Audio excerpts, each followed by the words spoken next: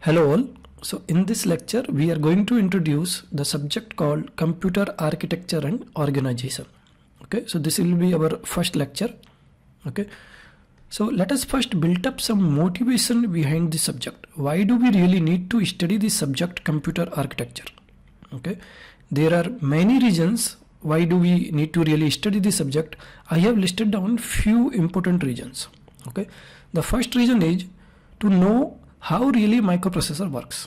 Okay, so if we want to really learn how the processor or the CPU or the microprocessor is going to run the program or the application software, then this subject is very important to understand. Okay, without this subject we cannot know how the CPU works basically. Okay, now the second important point which I have written down here is that this subject is very fundamental or the foundational for the advanced topics. For example, in the today's world, right, we might be hearing about artificial intelligence, machine learning.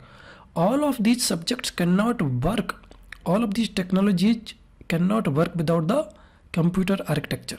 Okay, so what we are going to really have is that with the help of the artificial intelligence and the machine learning, what we are going to really have is that more and more computations.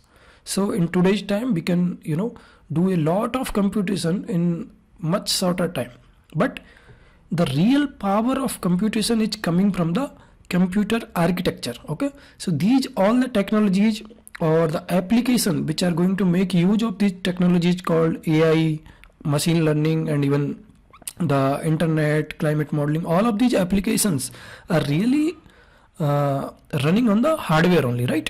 And with this is the computer architecture which really provides you the power of computation. With the help of the computer architecture only we are getting this much of computations, okay, in today's time. So this subject is very fundamental to even learn those advanced technologies.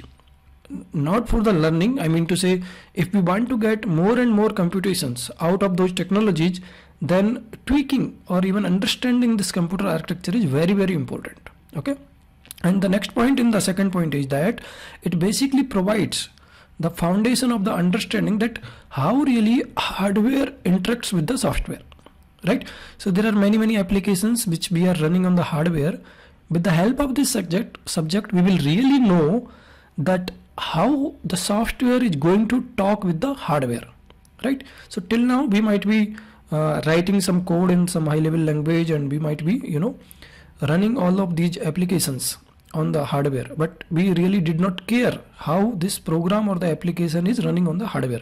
But after this subject we will know that how the real software or the application which is going to be run on the hardware is really interacting with the hardware. Okay, so that is the main important point. Okay, also after this subject we will know that what are the limitations, right? For example, the future technology like AI and the machine learning, we will know that what are the limitations of these technologies after knowing this subject called computer architecture. Because this is the computer architecture, again as I mentioned, this is the computer architecture which is really providing the power of computation for the AI and the machine learning. Okay, now the next point is the system performance. Okay, so when I'm saying the system performance, that I mean to say that, see, in today's time we are getting the device or the computers which are more faster compared to the previous ones. Okay, we are going to get next generation's hardware every years, right? And also we are getting the computers or the mobiles or the any electronic device which is consuming the less power compared to the previous devices. Now these speed and power, these both comes into the performance. Okay, now this is the computer architecture. There we are making these architectural decisions and going to get this more and more faster devices and less power consumptions. Okay, so this computer architecture directly influences the performance of the system. Okay, so at the level of the computer architecture, we are really making the decisions about this performance. Okay, we are really making the decisions whether we really want to make the faster device or how much power we want to consume from this device. So these decisions are taken at the level of computer architecture. Okay, so that's why this subject is very important if we want to learn how we are going to get, or how we are really getting much faster in the devices which are really consuming the less power. Okay, and the next, last but not the least, that it will make you the better programmer. Okay, so once you know how the hardware is running this our software, you will also write the better software, right? Because then you will keep all the constraint of the hardware limitations and the facility which the hardware is providing, you can make use of that, right? So you will keep all those points in your mind, and that's why you will write the better software, right? So for example, you might be having some memory constraint, so you will keep that in the mind and you will write the code accordingly. Okay, so now we have looked at the motivation behind the subject. Now let us start looking at the basic definitions first. Okay, so we will first look at what is the computer. Okay, so I have written down the general definition of a computer. Okay, so let's read it out. A computer is an electronic device that can be programmed to process some information and yield meaningful results. Okay, so what is the computer? A computer is an electronic device. First of all, it is an electronic device that can be programmed. So that is important. Okay, we should be able to program that device to process some information. Okay, after the programming the device, it should be able to process some information and giving some meaningful results. So it should give some meaningful results. Okay, so let's look at this diagram that will make you clear. So let's say this is the computer. Okay, then according to the definition, we should be able to program this device or the computer. Now we are saying, so the one input, kind of input for this computer will be the program which we are writing. Okay, so first of all, we should be able to program that device. That is the first thing. And then we should be able to give some information so that this computer can process this information with the help of this program. Okay, and give you some meaningful result. Okay, so let's see one let's talk about one example. Okay, so for example, we have some computer. Okay, so we have a computer. Okay, now let's not call this computer, let's say this is our music player. Okay, this is our music player. Okay, later we will call it computer once it meets our definition. Okay, so this is our music player. Now what the music player does, basically let's say we have some USB or some music CD or something like that. Okay, so let's say this is our music file, or we can say audio file. Okay, so we have this is our information, kind of information. Okay, and then what we will do, we will attach this CD or the USB to the music player, and then we will have some kind of the application. Like for example, let's say we are having some kind of the music player, right? It can be the BNC or some other music player, right? So we have some program. Okay, now if you are looking into the car, there also we have some kind of the program. Okay, which will basically play this music. Okay, so with the help of this program, now we are going to process this music, right? So let's say this is our VNC player, and this is this music player right now. That will be our computer basically. Okay, that will be our computer. Okay, now this computer or the music player is basically going to process this music with the help of this VNC player or the other music player, and it will give you output or the results or some meaningful result, that is our audio or the songs, right, which we are playing basically.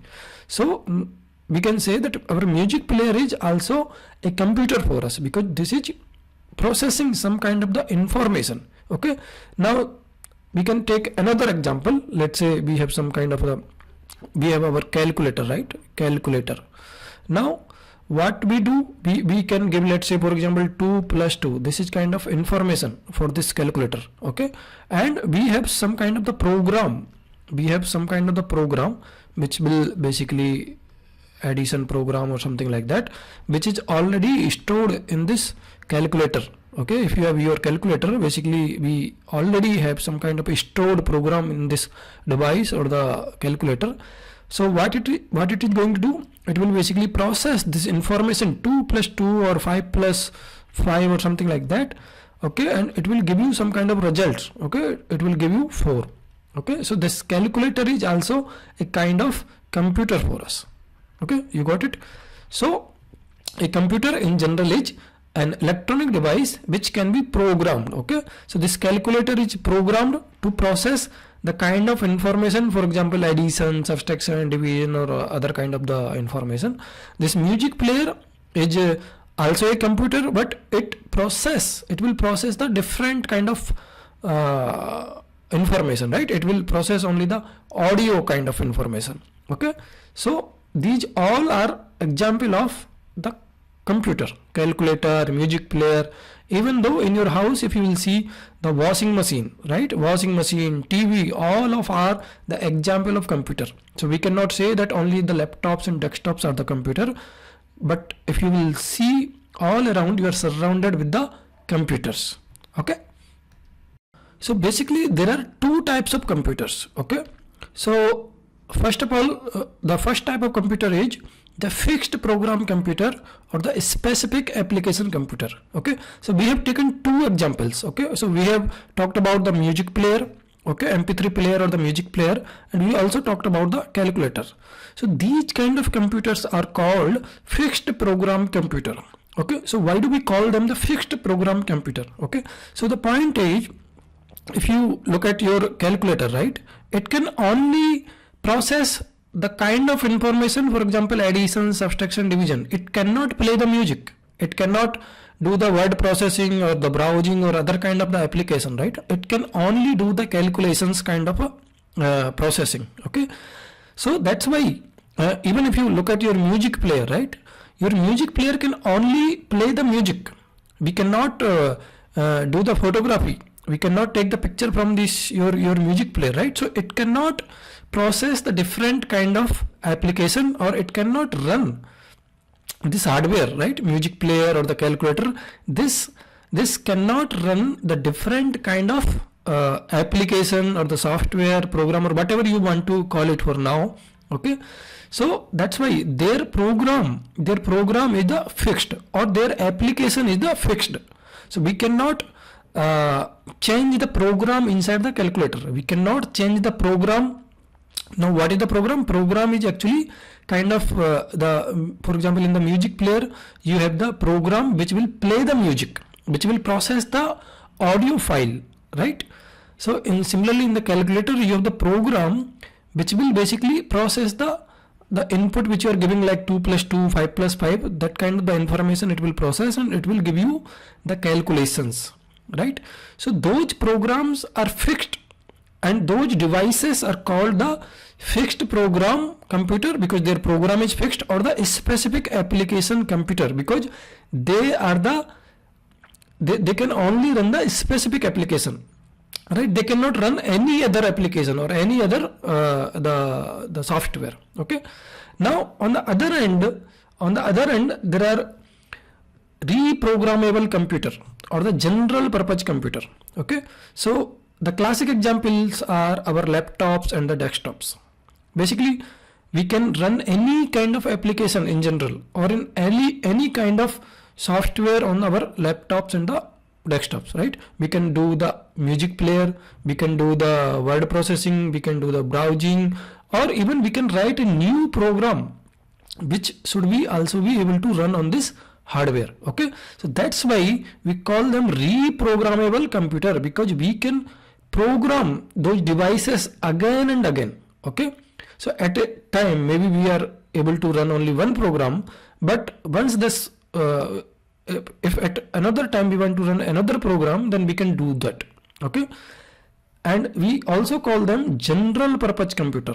Okay, those are the specific or the fixed program, but these desktops and laptop are the general purpose computer, because we can do any kind of processing on that desktops. We can do the word processing, or we might be playing some video, we might be playing some games or any kind of application. So those are the general purpose computers.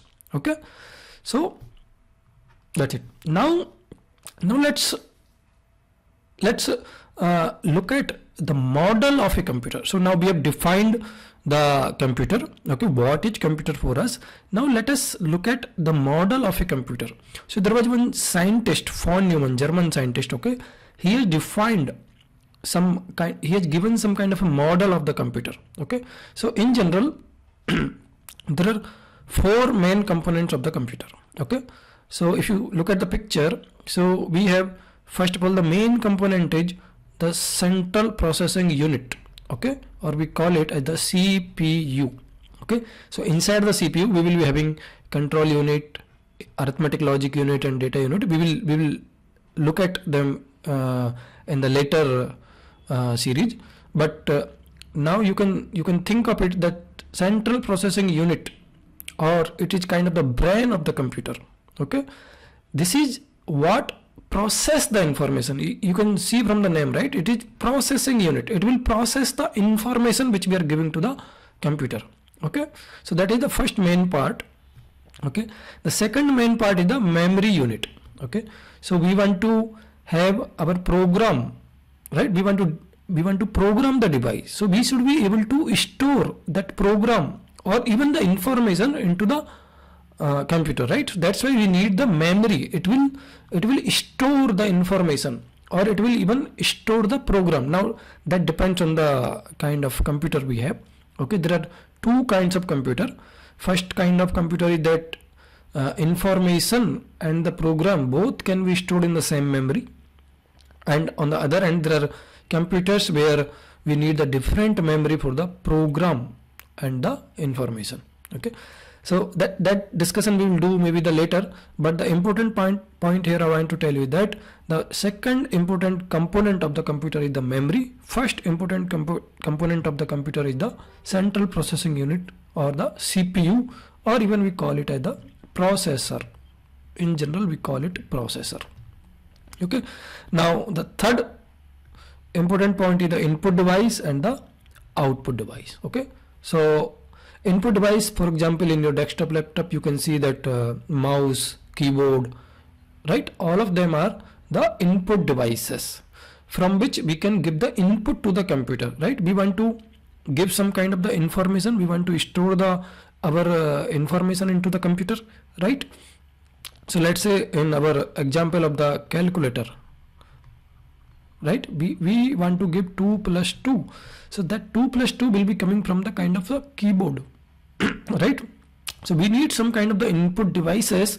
With the help of them, we can give the input to the calculator, or sorry, the computer. Okay. Similarly, we need the output devices. For example, in the calculator we need the display to see the output, right? That is one output device. Okay. And then in the music player, right, we will be needing the speaker to hear the sound. So that is also our second output devices. So there are, even in your desktop, laptop, you will be having the speaker, you will be having the display, right? You will be having the other output devices also you can have, right? So that is the basic model and the basic 4 main components of the computer. Okay. So now we have defined the computer. What is the computer for us? Okay. Then we have seen the von Neumann model of a computer, and according to that model, there are 4 main components. Okay. The CPU, memory unit, input devices, and the output devices. Okay. Now let's talk about what all things comes into the picture when, let's say, a user want to run some program, application, or software, whatever you want to say, on the computer. Okay, so we want to look at every details which is coming into the picture once we are running some program onto the computer. Now I want to tell you that computer is a very complex system, very complex system. We cannot look at each and every minute details which is going to come into the picture, because there are millions or billions of transistors into the computer. Okay, and it's humanly impossible to read and study about each and everything into the computer. Okay, so that's why we will look at the abstract view of the computer design. Okay, now what is the abstraction? First of all, so abstraction means literally saying hiding the unnecessary details. So we will not discuss about the details which are not needed. We will only talk about the things which are really needed, or with the help of those discussion we can understand the computer design. Okay, so those only things we will talk about. Okay, so now let us say a user want to run some kind of the program. Okay, let's say user want to run a simplest program. Let's take let's say we want to add two numbers a plus b. Okay, let's say we want to add two numbers a plus b. Okay, so what we can do basically, so first of all, what we will do, we will just run a program. We will just write a program to add two numbers, right? Now this program we can write into any high level language. So it might be, so we are talking about this layer. Okay, so what we will do, we will first write the program, right? Write the program or the application. Write the application or program about a plus b. Okay, now it might be in the C language or in the Java, Python. Okay, whatever high level language you might be knowing. Okay, so that we might choose the language. Okay, now this layer, now one thing I want to tell you, that computers or the CPU in general does not understand these high level language, C, Java, Python or C++, right? They only understand the language of binary, or that means 0 and 1. Okay, so they understand the binary language, but that is the 0 and 1.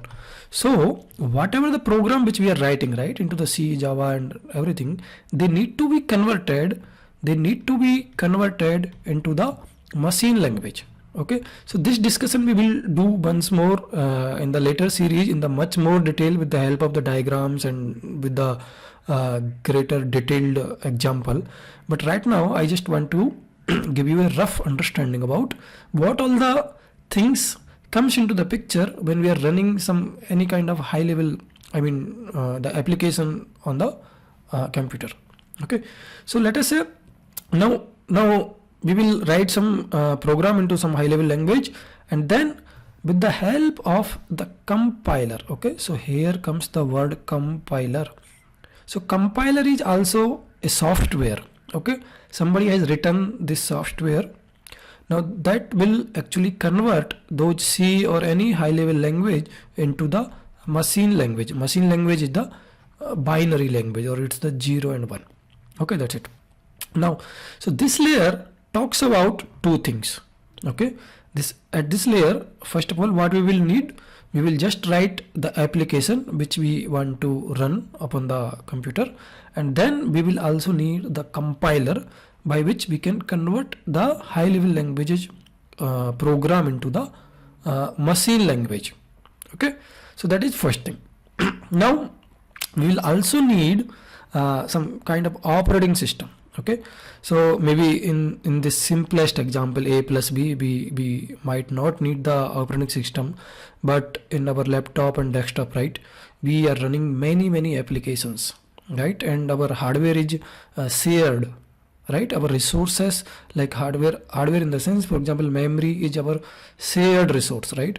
So we do not want that one application or the one software can occupy whole memory, but another application or the another software which is running in the parallel is not getting any chance of occupying the memory. So for those kind of complex, I mean parallelism, or when there are multiple complex applications when we are running, then we need the operating system, okay, to manage the hardware resources. That is the first job of the operating system.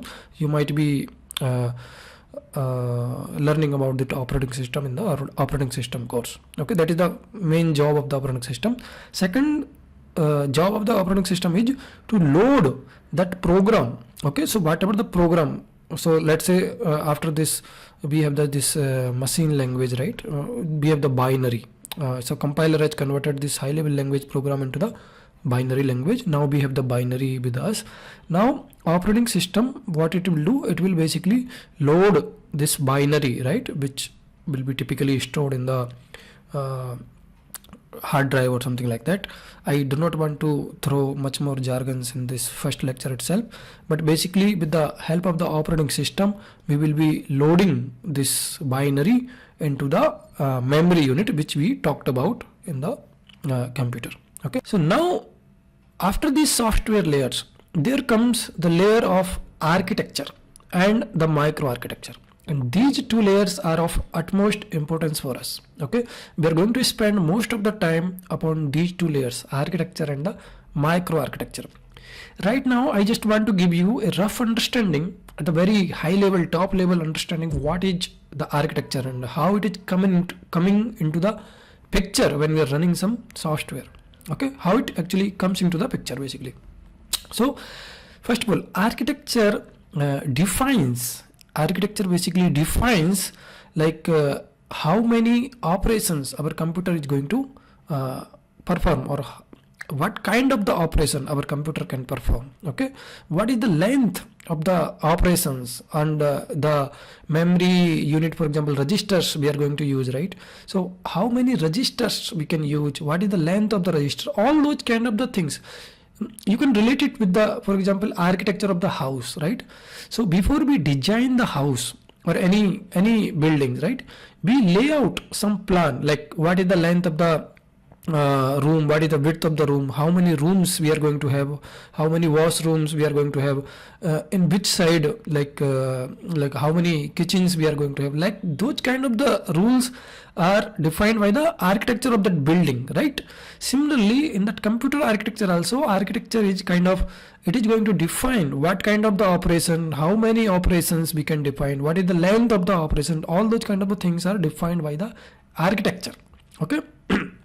Now what is the microarchitecture? So architecture basically neither software nor the hardware, because it only defines what kind of the operation and how many operations our computer can perform. But microarchitecture, or sometimes we call it as the organization, okay. So microarchitecture or the organization talks about how really we are going to implement those operations defined by the architecture into the hardware. So architecture talks about what our computers can do, but microarchitecture or the organization talks about how we are going to really do that, okay. So that's about the microarchitecture and the architecture, okay. So these layers, right, these layers starting from microarchitecture till the physics level are the kind of the hardware layers, okay, and these application software and operating system are the software layers. So architecture, sometimes we call it at the hardware software interface, because you can see above the architecture there are software layers, but below the architecture there are hardware layers. So architecture acts as the interface between the hardware and the software. It also basically kind of tells you how software is going to talks or going to interact with the software. We discussed this in the first slide, that after knowing this subject we will actually know how software really interacts with the hardware, okay. So much more detail about the architecture we will discuss later, okay. Then then microarchitecture tells us, okay, how we are going to really implement what kind of the, for example, in this case, adder we are going to have, whether it will be the carry look ahead adder or some other kind of the adder, right? There are many kind of the implementation we can have for the same hardware logic. Okay, then these all these things, right, will be needing the logic design, like for example adders, memories, all kind of the major building blocks, right? And those building blocks, if you will open up, right, zoom in, then you will be having that those all are made of the digital circuits like AND gates, NOT gate, all those kind of the details. And then if you will further zoom in, right, you will see that those gates are basically made of these analog circuits also, right? Amplifiers, filters, all those kind of things. Okay, then you will further zoom in, then you will find out, okay, there are the transistors and diodes, right? And if you will go at the bottom of the layer, you will see that there is nothing but the movement of the electrons. Okay,